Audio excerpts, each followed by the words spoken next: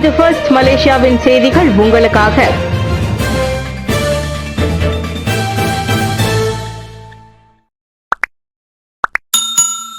நாட்டின் சுகாதாரத்துறையில் ஏஐ நோய்களை கண்டறிவதிலும் குணப்படுத்துவதிலும் பங்களிப்பு.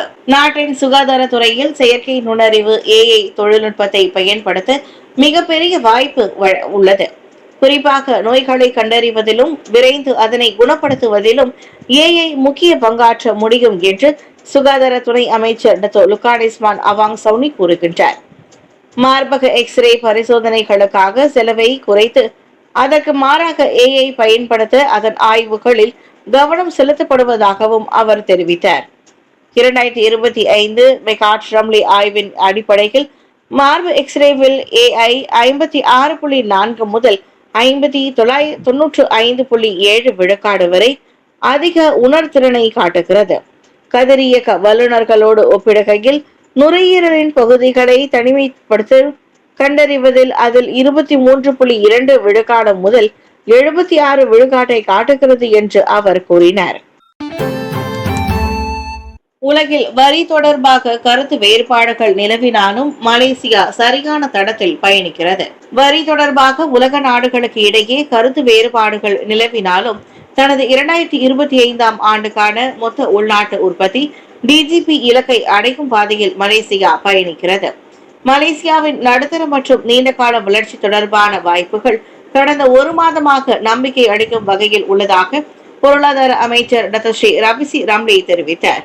கடந்த வாரம் மலேசிய ரிங்கெட்டின் மதிப்பு வலுவடைந்ததாக அவர் தெரிவித்தார்.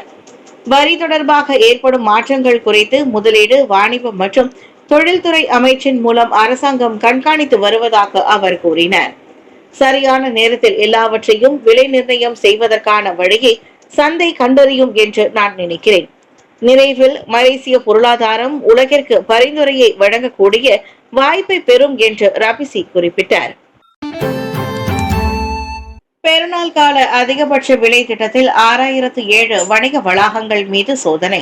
இவ்வாண்டு சீன புத்தாண்டை முன்னிட்டு ஜனவரி 25 தொடங்கி பிப்ரவரி 2ஆம் தேதி வரை அமல்படுத்தப்பட்ட பெருநாள் கால அதிகபட்ச விலை திட்டத்தில் நாடு முழுவதும் 6007 வணிக வளாகங்கள் சோதனைக்கு உட்படுத்தப்பட்டன.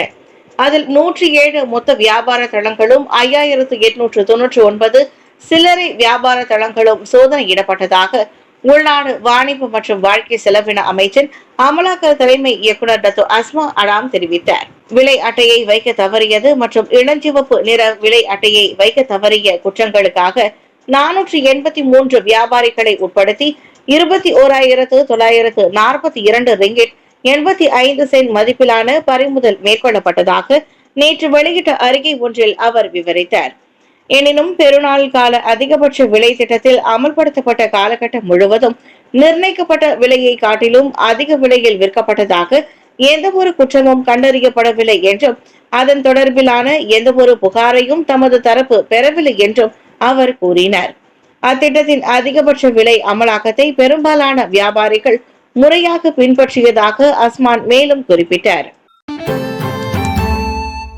ஊழியர்களின் கடன் விண்ணப்பத்தை அங்கீகரிப்பதில் அரசாங்க நிறுவனங்கள் அதிக கவனமுடன் செயல்பட வேண்டும். 40 விழுக்காட்டுக்கும் குறைவாக நிகர வருமானத்தை கொண்டிருக்கும் அரசு ஊழியர்கள் கடன் விண்ணப்பிப்பதற்கான வழங்கும் ஊதிய சீட்டுகளை அங்கீகரிப்பதில் அரசாங்க நிறுவனங்கள் அதிக கவனமுடன் செயல்பட வேண்டும் என்று அறிவுறுத்தப்பட்டுள்ளது. ஏனெனில் நிதி பிரச்சினைகளை எதிர்நோக்கும் பல அரசாங்க ஊழியர்கள் தனிநபர் கடன் வழங்கும் கும்பல்களிடம் சிக்கி தவிப்பதாக பொது சேவை தலைமை இயக்குநர் தான் ஸ்ரீ வான் அகமது தகலான் அப்துல் அசீஸ் கூறுகின்றார். அண்மையில் 4000க்கும் மேற்பட்ட அரசு ஊழியர்கள் ஏமாற்றப்பட்ட செய்தி நம்மை அதிர்ச்சிக்குள்ளாக்கியது. துறை தலைவர் என்ற முறையில் இந்த விவகாரத்தை நான் கடுமையாக கருதுகிறேன். தனிப்பட்ட நிதி நிர்வாக சிக்கல்களை எதிர்கொள்ளும் போது அதிகாரிகள் இன்னும் இருப்பதால் இதுபோன்று நிகழ்கிறது என்று அவர் தெரிவித்தார். நேற்று புத்ரஜயாவில் நடைபெற்ற 2025 ஆண்டின் பொது சேவை துறை ஊழியர்களுடனான சந்திப்பின் போது வான் அகமது அவ்வாறு தெரிவித்தார். சுங்கை கோலோக் வழியாக நடத்தப்பட்ட எல்லை கடந்த குற்ற செயல்கள் 90% கட்டுப்படுத்தப்பட்டன. கடந்த ஆண்டு டிசம்பர் 1ஆம் தேதி தொடங்கி கடுமையாக்கப்பட்ட அமலாக்கத்திலிருந்து சுங்கை கோலோக்கை பயன்படுத்த எல்லை கடந்த குற்ற செயல்களும் நடவடிக்கைகளும் 90 விழுக்காடு கட்டுப்படுத்தப்பட்டுள்ளன.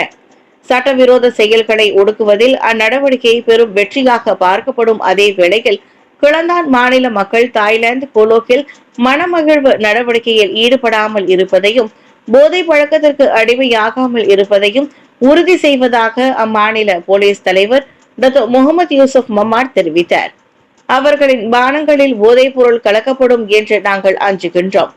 பொழுதுபோக்கு மையங்கள் தானாகவே போதைப் பொருளை மக்களிடம் கொண்டு சேர்க்கின்றன. அங்கு மனமகிழ்வுக்காக இருந்தால் போதைப் பொருள் உட்கொள்ள அபாயம் உள்ளது. இது இறுதியில் போதை பழக்கத்திற்கு அவர்களை இட்டு செல்லும் என்று நாங்கள் அச்சப்படுகிறோம். நதியின் நீளம் மட்டும் 106 கிலோமீட்டர், பிஜிஏ மற்றும் புது உட்பட எல்லை மட்டுமே 136 கிலோமீட்டர். மலேசியாவிற்கும் தாய்லாந்திற்கும் இடையே உள்ள எங்கள் எல்லைக்கு இடையே எண்ணில் 90 விழுக்காடு வரை குறைக்க முடிந்தது. இதில் எல்லை தாண்டிய குற்றங்களை கையாளும் அளவிற்கு பெரியது என்று அவர் கூறினார். நேற்று கிளந்தான் போலீஸ் தலைமையகத்தில் நடைபெற்ற மாநில அளவிலான வருடாந்திர மாதாந்திர கூட்டத்தில் கலந்து கொண்ட பின்னர் அவர் செய்தியாளர்களிடம் பேசினார். ரஹ்மா உதவி திட்டங்களுக்காக 1300 கோடி ரிங்கிட் ஒதுக்கீடு. ரஹ்மா உதவித்தொகை எஸ்டிஆர் மற்றும் ரஹ்மா அடிப்படை உதவித்தொகை சாரா ஆகிய திட்டங்களுக்காக 1300 கோடி ரிங்கிட் நிதியை அரசாங்கம் ஒதுக்கியுள்ளது.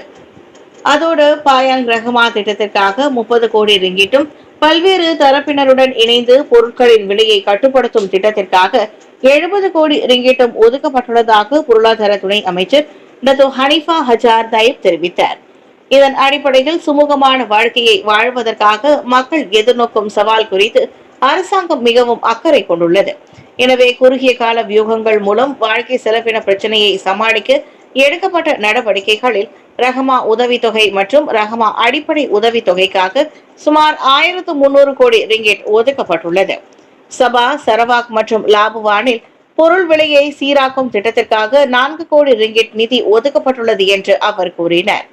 வாழ்க்கை செலவின அதிகரிப்பை கையாளுவதற்கான மலேசிய புள்ளியியல் துறையின் பரிந்துரைகள் குறித்து நேற்று மக்களவையில் எழுப்பப்பட்ட கேள்விக்கு டாக்டர் ஹனிஃபா அவ்வாறு பதிலளித்தார். காசாவை தனது கட்டுப்பாட்டில் கொண்டுவர ட்ரம்ப் விருப்பம். காசாவை தனது கட்டுப்பாட்டில் கொண்டுவர அமெரிக்க அதிபர் டொனால்ட் ட்ரம்ப் விருப்பம் தெரிவித்துள்ளார். பாலஸ்தீனர்கள் மற்ற நாடுகளுக்கு குடியேறிய பிறகு காசாவை அமெரிக்கா மேம்படுத்தும் என்று அவர் கூறுகிறார். நாங்கள் அந்த பகுதியை கட்டுப்பாட்டில் கொண்டு வரப் போகிறோம், அதை மேம்படுத்த போகிறோம், ஆயிரக்கணக்கான வேலைகளை உருவாக்க போகிறோம். இது முழு மத்திய கிழக்கு நாடுகளுக்கு பெருமைப்படக்கூடிய ஒன்றாக இருக்கும். ஆனால் எல்லாரும் அதை செயல்முறை தொடர்வதை உணர்கிறார்கள். மீண்டும் மீண்டும் தொடர்கிறது, பின்னர் சண்டையும் தொடங்குகிறது. மற்ற எல்லா பிரச்சனைகளுக்கும் தொடங்கி ஒரே இடத்தில் முடிவடையும். அது நிகழ்வதை நாங்கள் பார்க்க விரும்பவில்லை என்று அவர் தெரிவித்தார். வெள்ளை மாளிகையில் இஸ்ரேலிய பிரதமர் பெஞ்சமின் நெதன்யாகுவுடன் நடைபெற்ற செய்தியாளர் சந்திப்பில் ட்ரம்ப் அவ்வாறு கூறினார். காசாவில் அமைதியை நிலைநாட்ட அமெரிக்க துருப்புகளை அனுப்பவும் தாம் ஆலோசித்து வருவதாக அவர் தெரிவித்தார். மேலும் அப்பகுதியில் உள்ள அனைத்து ஆபத்தான வெடிக்காத குண்டுகள் மற்றும் பிற ஆயுதங்களை அகற்றுவதற்கு தமது தரப்பு பொறுப்பேற்க உள்ளதாகவும் அவர் குறிப்பிட்டார். ட்ரம்பின் இந்த அறிவிப்பினால் சில கண்டனங்கள் எழுந்துள்ளன. தைப்பூசத்தை முன்னிட்டு பத்துமலைக்கு 20 லட்சம் மக்கள் வருவார்கள் என்று எதிர்பார்க்கப்படுகின்றது. அடுத்த வாரம் செவ்வாய்க்கிழமை கொண்டாடப்படவிருக்கும் தைப்பூசத்தை முன்னிட்டு ஸ்லாங்கூர் பத்துமலை திருத்தலத்திற்கு 18 20 லட்சம் மக்கள் வருகை புரிவார்கள் என்று எதிர்பார்க்கப்படுகின்றது. ஆண்டுதோறும் அதிகரிக்கும் பொதுமக்கள் மற்றும் பக்தர்களின் நலனையும் பாதுகாப்பையும் கருத்தில் கொண்டு பல தயார்நிலை பணிகளை ஆலய நிர்வாகம் தீவிரமாக மேற்கொண்டு வருவதாக கோலாலம்பூர் ஸ்ரீ மகாமாரியம்மன் தேவஸ்தான தலைவர் தான் ஸ்ரீ ஆர் நடராஜா கூறினார். 20 லட்சம் மக்கள் வருவதற்குரிய ஏற்பாடுகள் இருப்பதாக கூறியிருக்கின்றார்கள். அதற்காக காரணம் நிறைய சுற்றுப்பயணிகள் மற்ற நாட்டை சேர்ந்தவர்கள் இந்நாட்டுக்கு தைப்பூசத்தை பார்ப்பதற்கு வருவதற்கு விமான டிக்கெட்டுகள் எடுத்து விட்டதாக கூறியிருக்கின்றார்கள் என்றார் அவர். பத்துமலை திருத்தலத்தில் நேர்த்திக்கடனை செலுத்தும் பக்தர்களின் வசதிக்காக வழித்தடங்களை மறுசீரமைப்பு செய்து வருவதுடன் திருத்தலத்தின் அருகில் உள்ள ஆற்றங்கரையில் துப்புரவு பணிகளும் அவ்வப்போது மேற்கொள்ளப்பட்டு வருவதாக அவர் தெரிவித்தார். பல்லின மக்கள் வருகை புரியும் இந்த திருநாளின் போது இந்தியர்களின் கலாச்சாரத்திற்கு சீரழிவை ஏற்படுத்தும் எந்த ஒரு நடவடிக்கையிலும் ஈடுபட வேண்டாம் என்று தான் ஸ்ரீ நடராஜா பொதுமக்களை கேட்டுக்கொண்டார். அதோடு நேர்த்திக்கடனை செலுத்தும் பக்தர்கள் மரபு மாறாமல் மஞ்சள் ஆடையை அணிந்து கொண்டு திருத்தலத்திற்கு வரும்படி அவர் வலியுறுத்தினார்.